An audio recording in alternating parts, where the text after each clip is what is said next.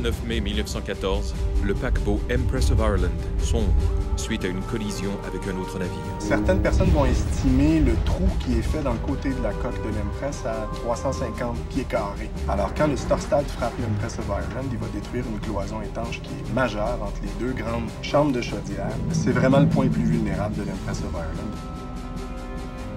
Je ne peux imaginer un désastre plus terrifiant que celui de l'Empress. Ce fut absolument horrible. Plongé dans les ténèbres, le bateau qui chavire et s'enfonce dans les flots en si peu de temps, on ne peut imaginer l'horreur de telle situation. Sur 1477 personnes à bord, 1012 ont péri. Comment expliquer une tragédie aussi fulgurante? Bien sûr, le drame du Titanic, survenu 2 ans plus tôt, revient en mémoire.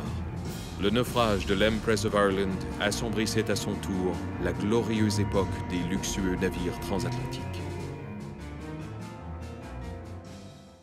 L'Empress affiche toujours dans les abysses une grandeur qui en fait, à plus d'un titre, un spectacle impressionnant. Tu descends dans la colonne d'eau et tu l'aperçois finalement quand tu es à peu près une trentaine de pieds, disons 10 mètres au-dessus de l'épave. D'un seul coup, tu réalises que tu surplombes quelque chose d'immense. C'est sûr qu'il y a toujours un attrait d'aller plus loin, d'aller voir ce qui se passe, mais il y a des risques qui sont inhérents très élevés. Je peux pas parler qu'il y a une compétition parce que les gens, je pense pas qu'ils sont suicidaires, parce que c'est extrêmement dangereux, là, ces plongées-là. Évoquer sa mémoire permet de préserver celle de toutes ces personnes qui ont péri dans ses flancs.